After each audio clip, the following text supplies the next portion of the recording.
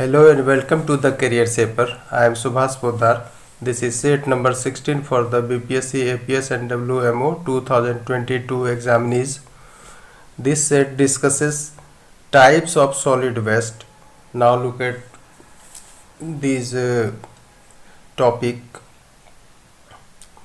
these types of solid waste.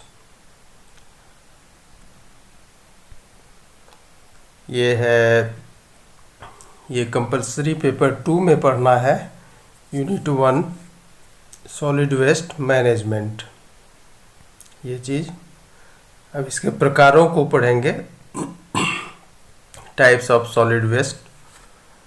तो ये इसको सोर्स के आधार पर कई टाइप में बांटा गया है। Solid waste can be classified into different types depending on their source. स्रोत के आधार पर विभिन्न प्रकारों में इसको वर्गीकृत किया गया है। ठोस कचरा को आइए किस किस रूप में इसको वर्गीकृत किया गया है देखते हैं। पहला नंबर है household waste is generally classified as municipal waste. पहला क्लासिफिकेशन है इसका म्यूनिसिपल वेस्ट के रूप में। जो ये हाउस होल्ड वेस्ट होता है, घरेलू कचरा, उसको आमतौर पर म्यूनिसिपल वेस्ट में वर्गीकृत करते हैं। ये नंबर हुआ। और दूसरा बी नंबर है industrial waste as hazardous waste. जो हानिकारक कचरा है, इंडस्ट्रियल वेस्ट से वो आता है। इंडस्ट्रियल वेस्ट को हानिकारक कचरे के रूप में वर्गीकृत करते हैं। तीसरा नंबर है बायोमेडिकल वेस्ट और hospital waste as infectious waste. और ये तीसरा नंबर है संक्रमणशील कचरा, जो कहाँ से उत्पादित होता है? हॉस्पिटल से। तो ये हॉस्पिटल से उत्पादित होने वाला कचरा हॉस्पिटल वेस्ट कहलाता है, या फिर बायोमेडिकल वेस्ट कहलाता है, जैव चिकित्सीय कचरा। उसको क्लासिफाई किया गया है इन्फेक्शस वेस्ट के रूप में, संक्रमणशील कचरा के रूप में। तो ये 3 कैटेगरी है जो स्रोत के आधार पर कैटेगराइज्ड किया गया है, क्लासिफाइड किया गया है। तो अब आइए बायोडिग्रेडेबल एंड रिसाइक्लेबल। ये चीज़ जो जैव अपघटनीय और पुनर्चक्रण योग्य है कचरा, कौन कौन से ऐसे कचरे हैं जो बायोडिग्रेडेबल और रिसाइक्लेबल है। ये सब क्वेश्चन बनेगा। ऐसे तो टाइप से क्वेश्चन आएगा ही। ये देखें, बायोडिग्रेडेबल एंड रिसाइक्लेबल में आता है kitchen waste, food, cow dung यानी गाय का गोबर, एनिमल वेस्ट, एग्रीकल्चरल जो कृषि से कचरा उत्पन्न होता है वो, लीव्स यानी पत्ते, एग सेल्स अंडे का खोल जो होता है या अंडे का छिलका जिसको बोलते हैं वो। उसके बाद है हेना पेस्ट, वेजिटेबल पील्स यानी छिलके, मीट, बोन्स हड्डियाँ, डेड एनिमल्स, पेपर और वुड। ये सब बायोडिग्रेडेबल एंड रिसाइक्लेबल है, जो अभी आप देखें एग्जाम्पल। अब आते हैं नॉन बायोडिग्रेडेबल एंड रिसाइक्लेबल पर। जो जैव अपघटनीय नहीं है और पुनर्चक्रण योग्य है, इस कैटेगरी में किसको किसको रखा गया है वो देखें। पहला है प्लास्टिक्स। जो हम लोग सामान लाते हैं जिस पॉलीथीन बैग में, वो कैरी बैग होता है प्लास्टिक का। मिल्क कवर होता है, मिल्क पाउच जो लेते हैं। और फिर PVC pipes, polyvinyl chloride pipe जो होता है इलेक्ट्रिसिटी वगैरह में जो यूज किया जाता है उसके कनेक्शन में। ये सब है प्लास्टिक्स के अंतर्गत। तो ये नॉन बायोडिग्रेडेबल एंड रिसाइक्लेबल है। और एग्जाम्पल है इसमें सिरिंज, जो सुई होता है, सिरिंज हुआ, ग्लूकोज बॉटल हुआ, तो पेशेंट को चढ़ाया जाता है। और फिर cotton and nylon cloth, tyres and tubes, shampoo bottles, glass books, glass हुआ, बुक्स हुआ, नोटबुक्स हुआ, वायर्स हुआ, तार होता है बिजली का, caps of mineral water bottles, caps of mineral water bottles, जो पानी का बोतल होता है उसका जो ठेपी होता है वो प्लास्टिक या टीन कैंस, प्लास्टिक और टीन कैंस, जैसे कोई सामान है प्लास्टिक में, जैसे हम लोग बेवरेज पीते हैं, पेय पदार्थ, तो प्लास्टिक बोतल में रहता है या फिर कैन में रहता है, और फिर टीन के कैन में रहता है, जो छोटा सा गोल सा डिब्बा होता है बेवरेज सब का, वो सब। और फिर है मेटल, धातु, एस या डर्ट, राख या फिर गंदगी, धूल भरी। तो ये सब है नॉन बायोडिग्रेडेबल और रिसाइक्लेबल। अब आते हैं तीसरे कैटेगरी में, क्या है, non biodegradable and non recyclable. Non biodegradable and non recyclable, ये न तो जैव अपघटनीय है और न पुनर्चक्रण करने योग्य है। इस तरह के कैटेगरी में कौन कौन सा वेस्ट आएगा, सॉलिड वेस्ट, ये देखें।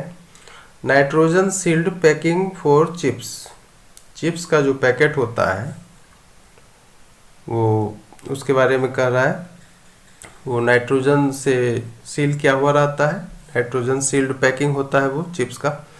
देखिए टेट्रा पैक्स, इससे भी बहुत ये सब बनता है सामान रखने के लिए। अब है थर्मोकोल, ये फ्रीक्वेंटली यूज किया जाने वाला चीज़ है थर्मोकोल आज के डेट में, जैसे कि वो उजला उजला जो पत्ता होता है, फिर उसका गिलास है, कटोरी है, ये सब है, धड़ल्ले से यूज होता है। और फिर है carbon paper, plastic coated visiting cards, और फिर सैसे, सैसे बोलते हैं, जैसे शैम्पू का पाउच होता है या फिर वही छोटा छोटा पाउच, सब कुछ सैसे बोलते हैं। और फिर modern packing materials, plastic for food packing, modern packing materials, plastic से जो बनाया जाता है फूड पैकिंग करने के लिए। तो ये सब एग्जाम्पल है जो कि न तो बायोडिग्रेडेबल है और न ही रिसाइक्लेबल है। और एक है पेट मिनरल वाटर बोटल्स, पेट तो आप जान रहे हैं, पॉलीइथिलीन टेरेफ्थलेट को बोलते हैं, ये मिनरल वाटर बॉटल्स इससे बनाया जाता है। तो ये सब था non biodegradable and non recyclable. आइए अब म्यूनिसिपल सॉलिड वेस्ट पर चर्चा करते हैं, MSW पर। MSW क्या धारण करता है? MSW consists of household waste, CND debris, CND कहने का मतलब कंस्ट्रक्शन एंड डिमोलिशन डेब्रिस, कचरा जो होता है, निर्माण और विध्वंस कचरा, सैनिटेशन रेसिड्यू, और है वेस्ट फ्रॉम स्ट्रीट्स। तो ये सब है MSW जो धारण करता है म्यूनिसिपल सॉलिड वेस्ट, वो इसी रूप में होता है। This garbage is generated mainly from residential and commercial complexes. ये जो चारों टाइप का कचरा है जो म्यूनिसिपल वेस्ट कंसिस्ट करता है, ये गार्बेज आमतौर पर उत्पन्न किया जाता है कहाँ से? रेसिडेंशियल एंड कमर्शियल कम्प्लेक्सेस, यहाँ से, आवासीय और वाणिज्यिक परिसरों से। अब अब ये with rising urbanization and change, अब जान रहे हैं कि नगरीकरण तो बढ़ रहा है और चेंज इन लाइफ स्टाइल, जीवन शैली में बदलाव आ रहा है और उसके फूड हैबिट्स में। The amount of MSW municipal solid waste has been increasing rapidly, बहुत द्रुत गति से बढ़ रहा है। एंड इट्स कंपोजिशन चेंजिंग, और इसका जो कंपोजिशन है वो चेंज कर रहा है, क्योंकि डिफरेंट टाइप का हम लोग चीज़ अब यूज़ करने लगे हैं, उपभोक्तावादी समाज हो गया है, तो अब कचरे का कंपोजिशन भी चेंज हो रहा है और MSW रैपिडली इंक्रीज कर रहा है अर्बनाइजेशन के बढ़ने से, ऐसा है। अब more than 25% of the MSW is not collected at all, ये डेटा है कि म्यूनिसिपल सॉलिड वेस्ट जो है 25% तो कलेक्ट किया ही नहीं जाता है, यूँ ही पड़ा रह जाता है। 70% of the Indian cities lack adequate capacity to transport it, and there are no sanitary landfills to dispose of the waste.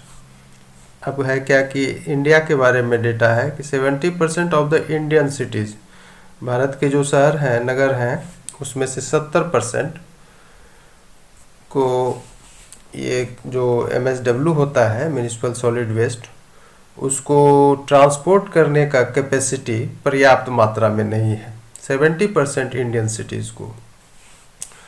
और जो वो लैंडफिल करता है वास्ट को डिस्पोज करने के लिए, निस्तारित करने के लिए, उसमें कोई सफाई नहीं बरती जाती है, नो सैनिटरी लैंडफिल्स, ये खामी है। तो अब आइए नेक्स्ट में, existing landfills are neither well equipped nor well managed and are not lined properly to protect against contamination of soil and groundwater। अब ये कह रहा है एग्जिस्टिंग लैंडफिल्स जो है, जो भी वर्तमान में अस्तित्व में है लैंडफिलिंग का वर्क, वो ना तो अच्छी तरह से इक्विप्ड है, न तो अच्छी तरह से प्रबंधित है, और are not lined properly to protect against contamination of soil and ground water, और उसको प्रॉपरली लाइन अप नहीं किया जाता है, लैंडफिल्स जहाँ तहाँ कर दिया जाता है। तो अगर लाइनिंग से होगा तो ग्राउंड वाटर और सॉइल का जो कंटेमिनेशन है, संदूषण है, वो नहीं होगा, लेकिन ऐसा नहीं है। ये एग्जिस्टिंग लैंडफिल्स जो होता है वो न तो वेल इक्विप्ड है और न ही वेल मैनेज्ड है, और इससे सॉइल और ग्राउंड वाटर कंटेमिनेट हो जाते हैं, उसको संरक्षित नहीं कर पाता है। Over the last few years, पिछले कुछ वर्षों में, the consumer market has grown rapidly, ये जो उपभोक्ता बाजार है वो बहुत रैपिड गति से बढ़ा है, leading to products being packed in cans, और ये चीज़ क्या कर रहा है कि प्रोडक्ट जो पैक हो रहा है वो देखिए किस में हो रहा है, कैन्स में, एल्युमिनियम फॉइल्स में, प्लास्टिक्स में और अन्य ऐसे नॉन बायोडिग्रेडेबल आइटम्स में, that causes incalculable harm to the environment. और ये चीज़, ये जो पैकिंग का है तरीका, ये पर्यावरण के लिए बहुत ही हानिकारक है। इनकैलकुलेबल हार्म मतलब उसको हम कैलकुलेट नहीं कर सकते, इतना हानिकारक है। In India some municipal areas have banned the use of plastics and they seem to have achieved success। अब कह रहा है कि भारत में कुछ नगरीय क्षेत्रों में प्लास्टिक के यूज़ पर बैन किया गया है और ऐसा प्रतीत होता है कि कुछ सफलता इसमें प्राप्त भी हुई है। Certain biodegradable items can also be composed and reused. और कुछ बायोडिग्रेडेबल आइटम्स जो है वो उसको कंपोज किया जा सकता है और उसको रीयूज किया जा सकता है। दरअसल proper handling of the biodegradable waste will considerably lessen the burden of soil waste that each city has to tackle। वास्तव में क्या है proper handling of the biodegradable waste? Biodegradable waste का जब प्रॉपर हैंडलिंग होगा, ये क्या करेगा? ये सॉइल वेस्ट के बर्डन को घटाएगा भारी मात्रा में, और इसे हर सिटी को टैकल करना चाहिए इस चीज़ को। अब आइए गार्बेज पर। गार्बेज के कितने टाइप होते हैं ये देख लें। ये 4 ब्रॉड कैटेगरीज है, इसको भी श्रेणीकरण किया गया है, कैटेगराइज्ड किया गया है गार्बेज को। ये 4 कैटेगरी में बांटा गया है। पहला है ऑर्गेनिक वेस्ट, इसके एग्जांपल में आ गया kitchen waste, vegetables, flowers, leaves, fruits. ये ऑर्गेनिक वेस्ट हुआ। ये सब एग्जाम में रख देगा, ये सब नाम रख के ऑर्गेनिक वेस्ट एक का एग्जाम्पल पूछ सकता है। फिर है उसके बाद टॉक्सिक वेस्ट यानी जहरीला कचरा। उसके एग्जाम्पल में देखिए ओल्ड मेडिसिन्स आता है, पेंट्स हुआ, केमिकल्स हुआ, bulbs, spray cans. Spray cans मतलब जो सेंट वाला स्प्रे होता है उसका जो डिब्बा होता है, fertilizers and pesticide containers, batteries, shoe polish, ये सब टॉक्सिक वेस्ट है। ये सबको याद कर लीजिए। अब आइए तीसरा जो कैटेगरी है गार्बेज का वो है रिसाइक्लेबल का। इसके एग्जाम्पल में पेपर है, ग्लास है, मेटल है, प्लास्टिक है। चौथा कैटेगरी है सॉइल्ड का। एग्जाम्पल है इसका हॉस्पिटल वेस्ट, जैसे cloth soiled with blood and body fluids. जो शरीर का जो फ्लूइड होता है हॉस्पिटल में पेशेंट का, उससे सना हुआ कपड़ा या फिर ब्लड से सना हुआ कपड़ा, ये सॉइल्ड के कैटेगरी में आता है। इस तरह का गार्बेज का कैटेगरी है सॉइल्ड चौथा। तो ये सेट आप अध्ययन करें, इसमें बहुत सारे प्रश्न बनेंगे और एग्ज़ाम के लिए तैयार रहें। Thank you very much.